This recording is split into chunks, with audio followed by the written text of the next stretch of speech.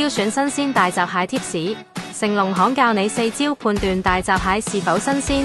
第一招看眼睛，第二招看嘴巴，第三招看腳腳，第四招剪開大閘蟹一半成。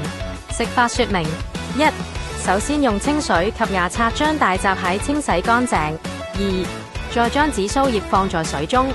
3、水滾後把蟹肚向天嘅方式大火蒸15至20分鐘。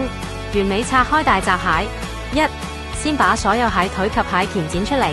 2、係大腿和小腿各剪一刀，令大閘蟹腿分成3節。3、再用小腿將大腿肉推出。4、之後就可以輕輕將腿尖轉動，將小腿肉取出享用。5、用剪刀把所有蟹鉗和手臂嘅關節處剪斷。6、再用剪刀伸入蟹鉗兩側剪開，把蟹鉗肉取出食用。7、最後用剪刀從蟹手臂較短處剪開，用小湯匙把肉取出。8、從蟹肚拎走蟹鹽。9、打開蟹蓋，係靠近眼睛處有個三角狀嘅蟹胃係唔可以食用，之後就可以用小湯匙將蟹蓋內嘅蟹高刮下享用。10、蟹嘴同收藏係黑色皮層下面嘅白色六角形蟹心取走。11、用剪刀將兩邊嘅蟹腮及白色三角膜剪走。12、用剪刀將蟹身剪開一半品嘗蟹膏。